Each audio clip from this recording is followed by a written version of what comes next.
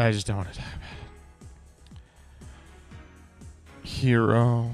Hey guys, I know that yesterday I said that Hero belonged in Stop Coping tier.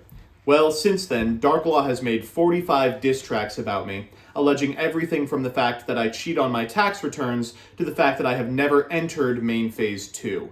I would just like to unequivocally deny all of those charges, but also apologize for ever saying that heroes were bad. Can't we all just get along? I'm looking to put this behind me and apologize to Stratos.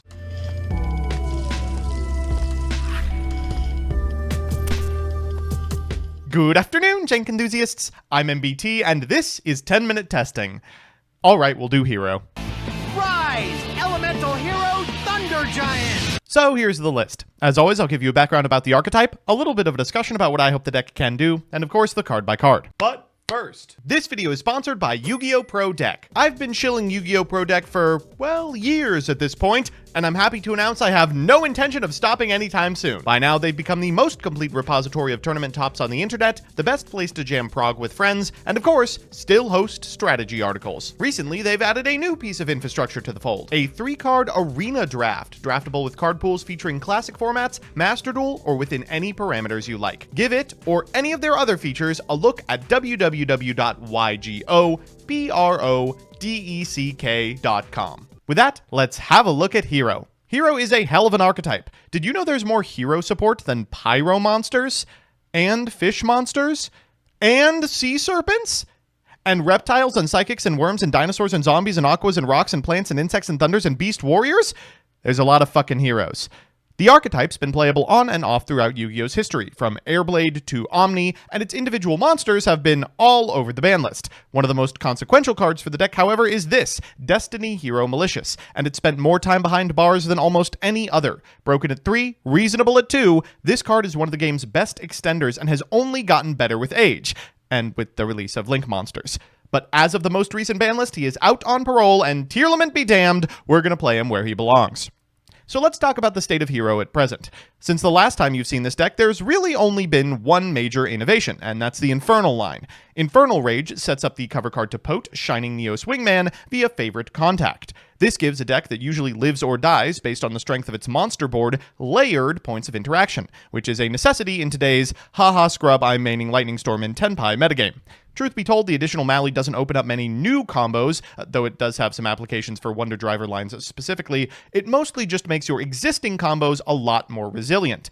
This deck, which has garnered a legacy of losing to Ashe or Valor or Nibiru, can now play through pretty much all of them with ease, and consistently set up a Macro Cosmos, 3 pops, and a skill drain. So, good luck. So with that, let's get into the card by card. We'll begin with the Big Daddy Elemental Hero Neos, a search off of Extra Hero Infernal Devicer. After that, we've got Destiny Hero Plasma. Now that we have the 3rd copy of Malicious, I feel comfortable shaving down one of our Destiny heroes. I like playing 5 for a multitude of reasons. It just is an amount of them that ensures that your Fusion Destiny is never going to be all the way offline. And now that the 3rd Malicious is in the deck, we can cut one of either Plasma or Dark Angel. I think Plasma is a little better because there are hands that can produce a board, but not the board. And the thing that those hands can also produce is a bunch of material on field that otherwise doesn't do anything. Plasma is a nice backup plan. After that, we've got 3 copies of Destiny Hero Malicious. Oh, just so good that you get to play this card. Of course, you get 3 pieces of material off of the Malicious, but you also get an additional material off of the Denier special, and of course, you get an additional material off of the Denier Tuck as well, so you really get to play like 5. It's really quite fantastic. After that, we've got 3 copies of Vision Hero Ferris and 3 copies of Elemental Hero Stratos. Stratos has become absolutely imperative in this deck in recent years. It's fine to draw multiples because you can pitch 1 to the Ferris. You will likely be searching as well. I think this deck is pretty reliant on finding a Stratos into Ferris line, and while it has no shortage of ways to do that, it does feel like potentially a mechanism by which you will lose games. We are playing 1 copy of Liquid Soldier. You just have, over the course of most combos, the ability to search a card that needs to probably be an elemental hero with a different attribute than both Stratos and all of the darks in the deck, and Liquid Soldier fits that bill perfectly, also drawing you cards at a position where you've already exhausted a significant amount of the cards in your deck, which means you'll probably be drawing into either non-engine or really explosive cards like Mask Change or Fusion Destiny at the end of a long combo. We've of course got Elemental Hero Shadow Mist, just playing the 1 now. I liked playing 2 because it is both a nice send-off of Ferris and also a critical part of the end board because you'll be searching it with Wake Up Your Elemental Hero. I think now safely we can go down to 1 as space in the deck becomes tighter. We've got 2 copies of Vision Hero Vion, pretty indispensable. If there's one like choke point I think I could identify in the deck, it would be the Vision Hero Vion Search of the Polymerization, and of course gets punished by just having the polymerization, and a significant amount of people are playing 2 polymerization because of this reason, but if you are looking for a place to expend your negation, that's maybe it. We've got of course Denier, we've got 2 increase because I fear God. I think there is an argument to go up to about 50 cards in this deck, play 2 additional 3 of non-engine pieces, let's say something like Drollin Lockbird and Effect Veiler, 3 copies of Crossout Designator, and then like maybe an E-Emergency Call to keep the ratios of Stratos and Ferris high. In that scenario, I would feel safe shaving an increase because it's much less likely that you draw it, but the difference between hands that can access increase and hands that can't is really night and day, so I do like always having consistent access to this card. 3 copies of A Hero Lives, 1 copy of Polymerization, 1 Rhoda, 3 Fusion Destiny. This is a weird card. Obviously it's very powerful, but now that the deck has pivoted to going through the Infernal Rage into Pote cover card line, this is kind of a liability because it locks you into exclusively dark hero monsters, really brings down the strength of the end board. I like activating this after you and your opponent have gotten into a bit of a counter war. The game state is simplified. They have maybe 2 cards in hand after expending 3 hand traps, pretty common during this format to be honest, and then you just windmill slam this power spell, and guess who's really good in simplified game states? Destroyer Phoenix Enforcer. But in a pinch it can also be a combo starter. We have 2 copies of Mask Change. Like this at 2, theoretically you could go down to 1 because it is searchable over the course of your combo, but it's also sort of called by the grave. We could be playing Masked Hero Blast over Acid to ensure that your Stratos is always going to resolve through something like a Veiler or an Infinite Impermanence. I don't really like doing so because I think that's a really low value place for your opponent to activate a hand trap, so you don't really need to be planning for something that only bad players are going to do. I don't know. We've got a Miracle Fusion in here as well, very searchable, as do we have a Favorite Contact. Now, important about Favorite Contact is that it does not have to summon a Neos monster, so you don't have to get the Shining Wingman Neos, though you usually will be. If an opponent goes for early targeting of Favorite Contact with something that destroys spell traps, you can fire it too. Get to Destiny Hero Dystopia will usually be live, and he then can use his interruption on your terms, not your opponent's, unlike Neo Swingman, who just has to do it when it's special summoned.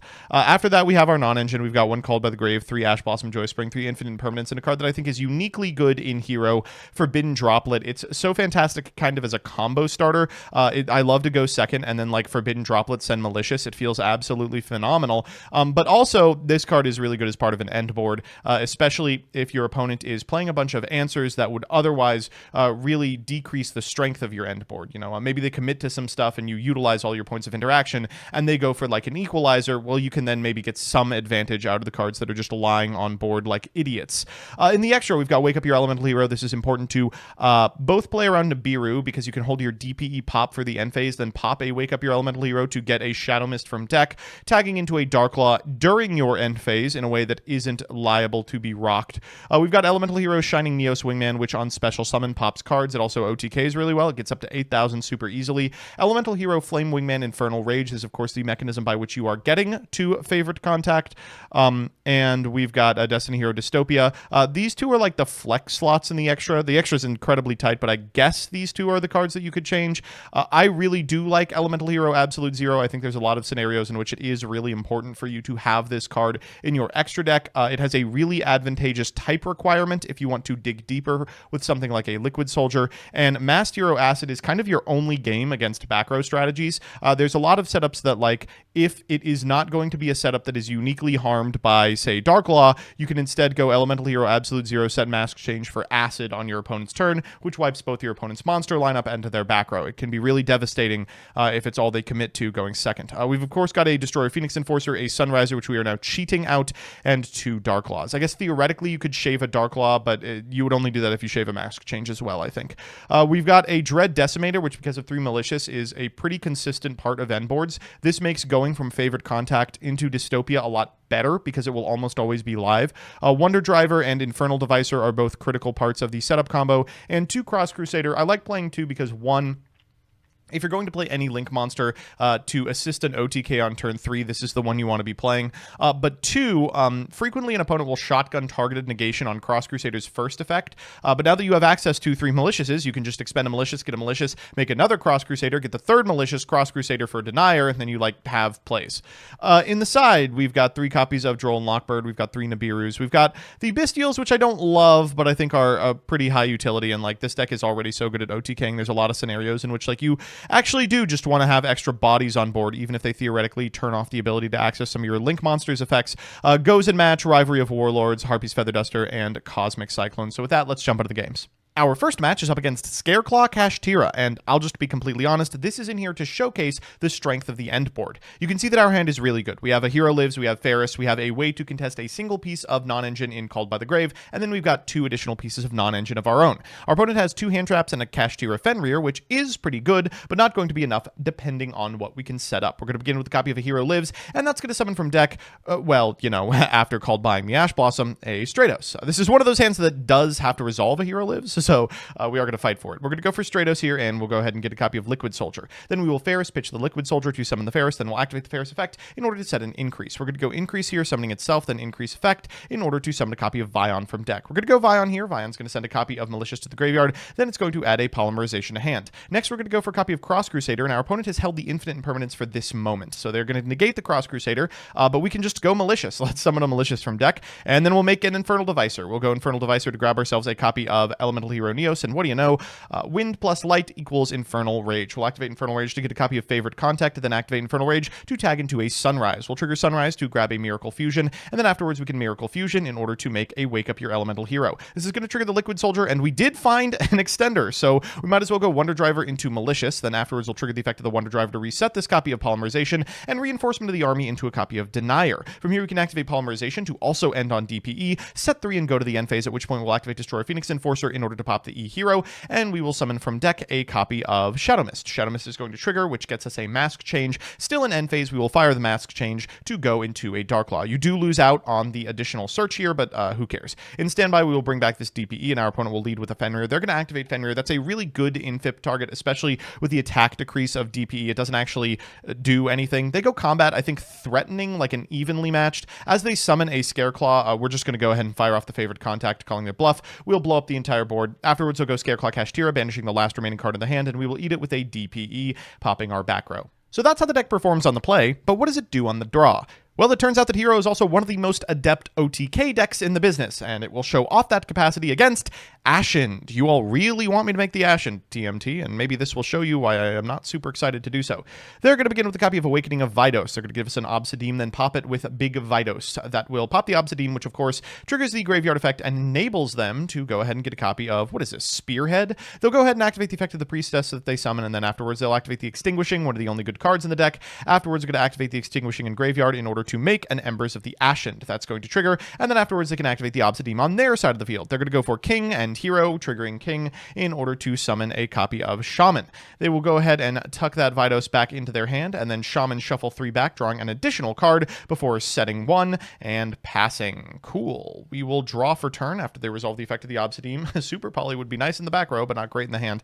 We'll begin with a copy of Stratos. We will activate Stratos' effect, and they will flip Ashen to Endlessness so that we don't get any silly ideas. We'll go for Ferris, pitching the Malicious here. Always fine to see Malicious in your opener these days. We'll go Cross Crusader. I want to be able to wield this increase as like some mechanism by which we have the capacity to dodge targeted negation. Our opponent's going to trigger the effect of their Obsidian and their Vidos in sequence. Then they'll go Ashen to Endlessness. We will chain the effect of the Forbidden Droplet, sending the Vidos, and they elect to pop the board. I think the right call here in order to deny us the Cross Crusader, but unfortunately not sufficient because we can Rhoda for a Denier. We will go for the Polymerization here, at which point they will activate Ashen for Eternity, and we should just be able to OTK from this position. Let's go Mally, and then let's finally commit to that copy of Increase. That Increase is going to summon itself. We'll activate its effect in order to summon a copy of Vision Hero Vion, then we'll activate Vion. That enables us to send a copy of Liquid to the graveyard. We'll go Wonder Driver into Denier at the point, which allows us to recycle this copy of Polymerization and trigger the effect of the Denier in order to put that Mally back on top of the deck. From here, we can just go ahead and activate the Polymerization in order to make a Sunrise and trigger the Sunrise effect in order to grab a Miracle Fusion. Here we'll activate Miracle Fusion in order to grab a couple of cards, going for the Ab-Zero and this copy of Liquid Soldier, pitching the second Increase and getting in for well over lethal